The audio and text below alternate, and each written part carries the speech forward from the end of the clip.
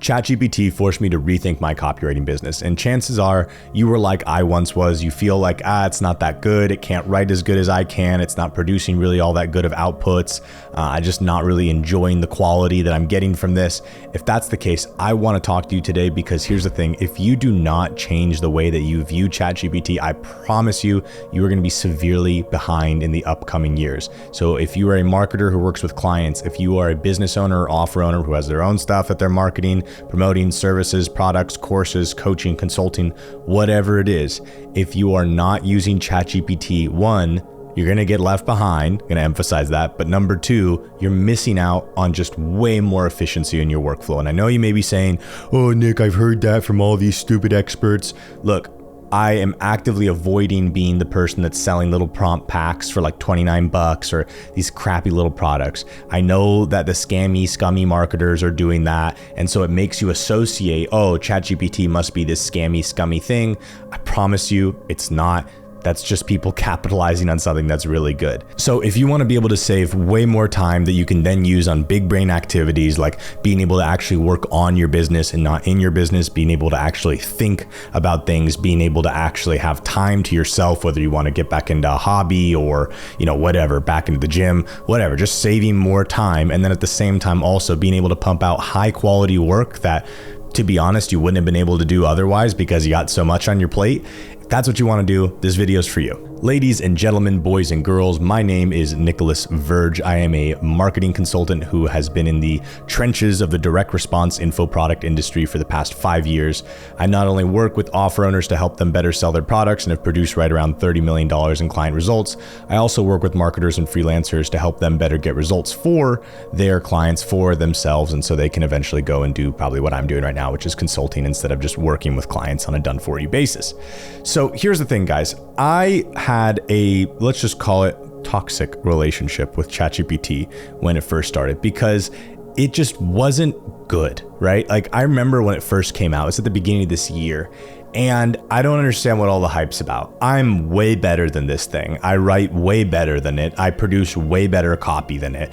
What is the point of me using this thing? I'm getting maybe faster stuff, but I have to go back, revise it, and it's not good, right? So I kind of ignored it. I played around with it and I got some cool little things done with it, but overall I felt like it was just a massive waste of time. And maybe you're in a similar boat. You're like I'm not really getting anything good from it. And again, what I'm going to do in this video is show you the exact process that I went through, my little transformation hero journey that helped me understand that it's non-negotiable to use AI in your workflow nowadays in 2023 going into 2024. So this video remains relevant even if you're watching it next year, even 2025, whenever you're watching this, right? Whatever it is, it's non-negotiable. And the reason why is because you have to understand that you are less efficient without it. And people want to say, oh, I can write better. I can like all that. Sure. Great. That's awesome. But when you understand what I'm going to explain to you today, you're going to see, oh, actually, Nick's right. I should be using this in my workflow. And you're just going to understand the logic behind it. So let me walk you through my story. Let me go through that. And then you'll understand how to be able to implement this into your business. So like I said, I started out the year. I hated this thing. I was like, this doesn't work. It's not as good as I am. Everyone's just hyping this up. This is just garbage, right? And I got to a point where I was very frustrated by it because it just wasn't good. It wasn't producing quality copy. It wasn't really helping me all that much.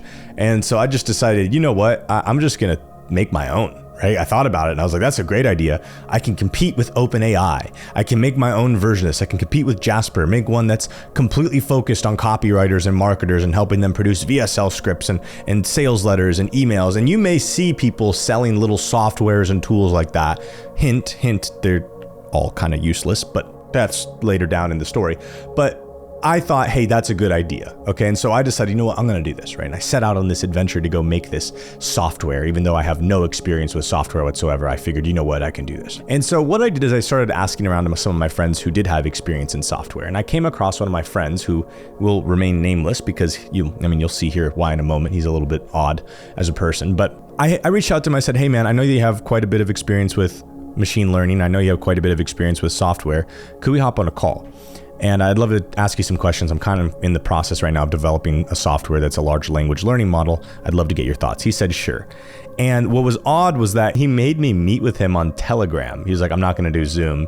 And then when we got on Telegram, you know how there's like the couple of little emojis in the corner? He made me read the emojis to him. I know that that's for encryption, and so people know they're in a secure environment or whatever, but I've never had anyone do that. So he was an odd fella, and he preferred to remain anonymous on this, but he definitely was odd to the point where I'm talking to him like this on a video call, and he's like this, looking off to the side. He won't even like look at me. He'll make eye contact for a second and then look away. So definitely on the spectrum quite a bit. And I explained to him my dilemma. I said, look, dude, the outputs that I'm getting from ChatGPT are not good. And so I have this idea. I want to make this software that basically has way more data in it that's relevant, and then I can give it specific templates and prompts and everything, and then they can get high quality VSLs and sales letters and emails and ads and everything like that. And he just asked me point blank, do you know what a parameter is? And I was sitting there, I was like the word parameter? And he goes, no, in reference to large language learning models, do you know what a parameter is? I was like, no, I don't. So what he explained to me was a parameter is a point of information. And the way ChatGPT works is when you ask it a question, imagine the Plinko board from Wheel of Fortune, where you drop the ball down, right? And it hits these different sticks and then goes down and lands in a slot, right? Every single stick that it hits to arrive at the end point is a parameter. And that's almost like an index point kind of. And so that parameter is a point of information. So when I asked ChatGPT, hey, what is the best practice for me being able to craft highly effective YouTube ads? What it's gonna do is bounce back and forth between multiple parameters to land at the conclusion, to land at the answer. And I was like, oh, that makes sense. So it's like a piece of information. He said, exactly. And he asked me, do you know how many parameters are actually inside the OpenAI model? And I was like, oh, not a clue. And he said 176 trillion, not million, not billion, trillion, with a TRILLION, trillion. And I was like, damn, that's a lot. And he said, do you know how they actually process that amount of information? I was like, not a clue. And he's like, yeah, you don't want to compete with them. It is very, very expensive to process that amount of information.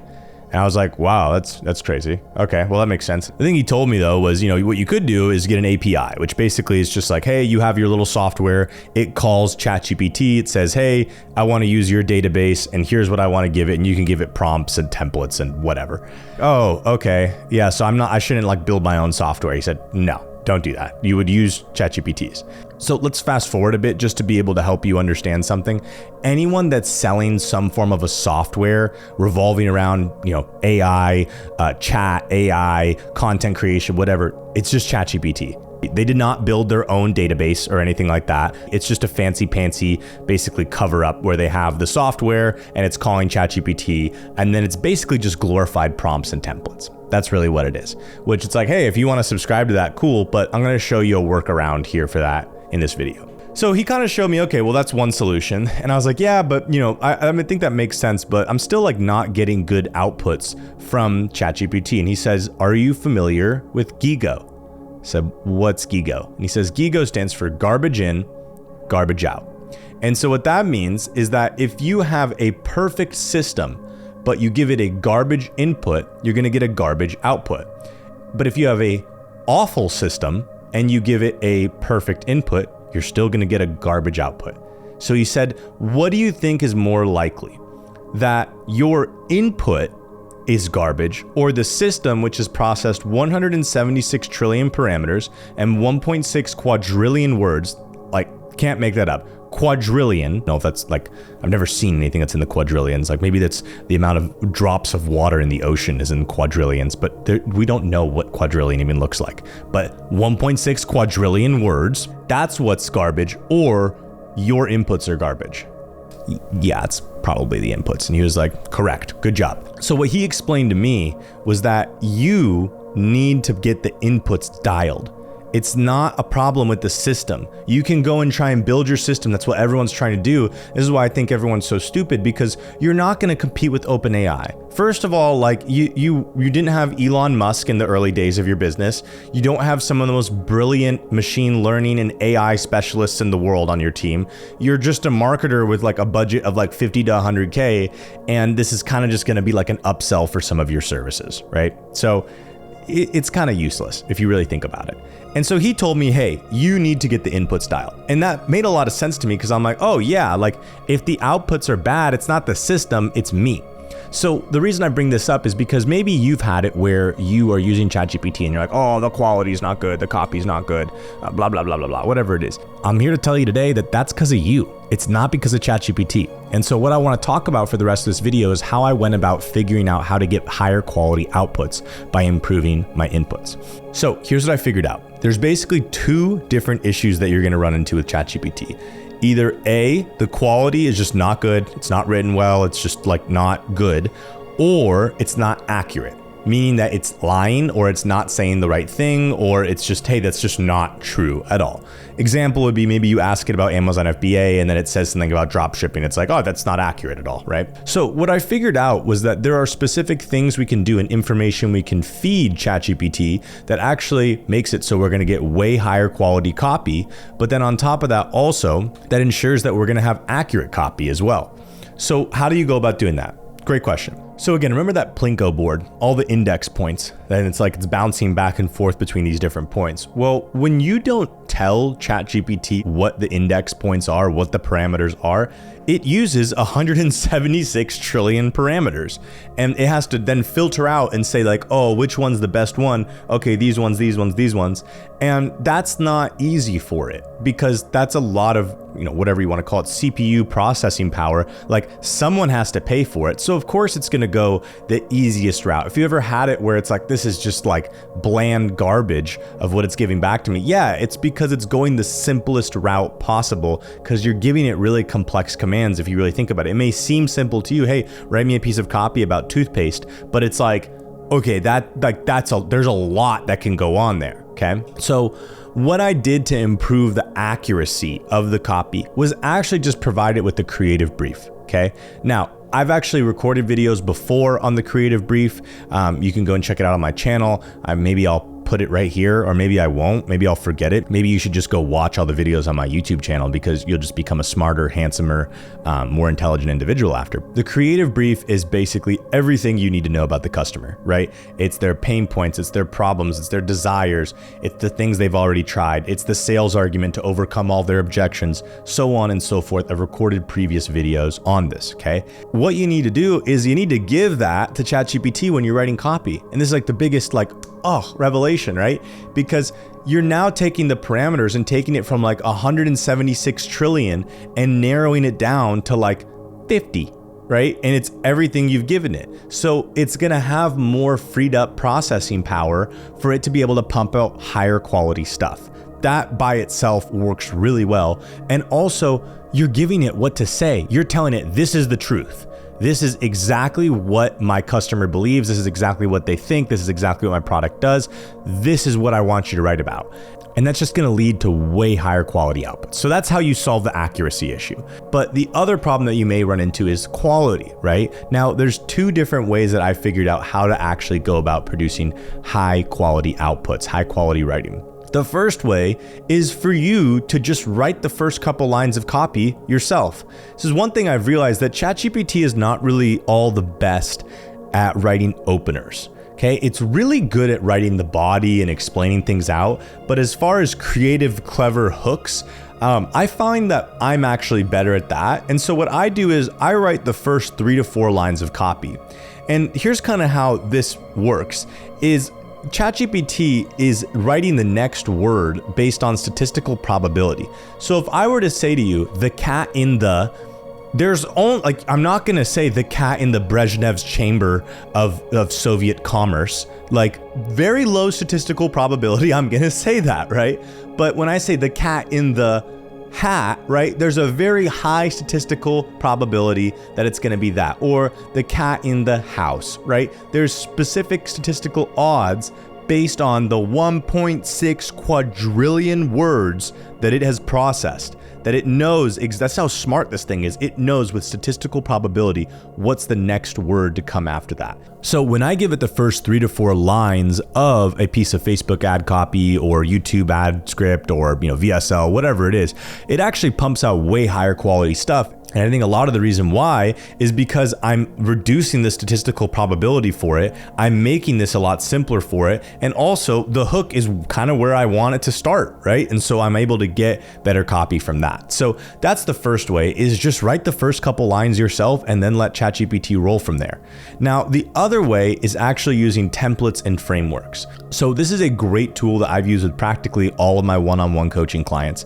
And it's going towards what are some of the pieces of copy that you've created and how can we turn that into a template or a framework. So I was just doing this recently with someone who they produce Twitter content for their clients. And we just looked at some of the examples of the tweets that they were using. And I said, okay, here's what we're going to do. Let's type this into ChatGPT. And let's say, if you were to turn this piece of copy into a framework or template, what would you do? And then you got to go back and forth a little bit to clean it up and get rid of some stuff. But what you get is like usually, hey, opening line about a core problem, and then dives into directly what the possible solutions are on the market, shows how they're not the right ones and why they don't work, and then introduces new solution, which is product. Something like that is going to come out of there.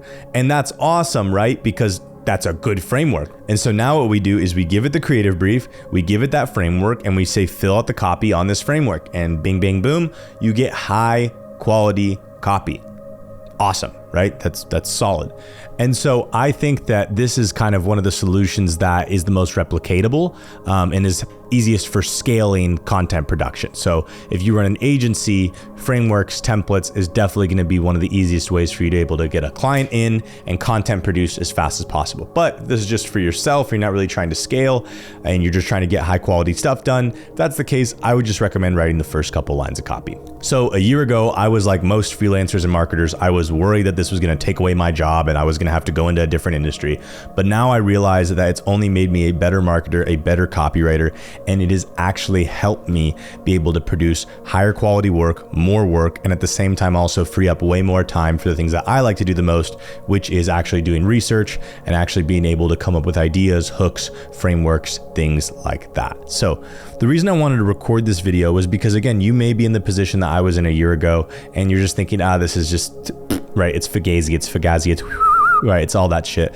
But the truth is that it's actually really, really useful, and it will make you a better marketer. It will make you a better copywriter because it'll free up a lot more time. So you don't have to focus on the grunt work stuff of like, I got to write the body for this sales letter. Like, you don't want to do that.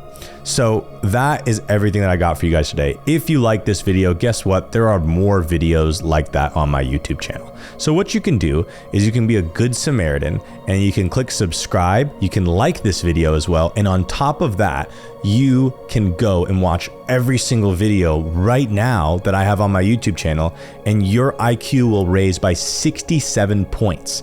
That's proven. I will prove that, and I can substantiate those claims. Not today, but I will eventually. So go and watch all those videos. And on top of that, also, once you watch all of them, here's what's really crazy. You'll actually become wealthier too. It'll deposit $1 million magically will pop up. They'll just go in your bank account. So I don't know how this stuff works. Maybe it's like a new YouTube algorithm or something, but you should definitely go watch all the other videos on my YouTube channel. Alrighty guys, I hope you liked this. I hope this was useful for you. Definitely need to be adding ChatGPT into your business. So if you're not doing that, you're falling behind. Alrighty, all the best. Bye now.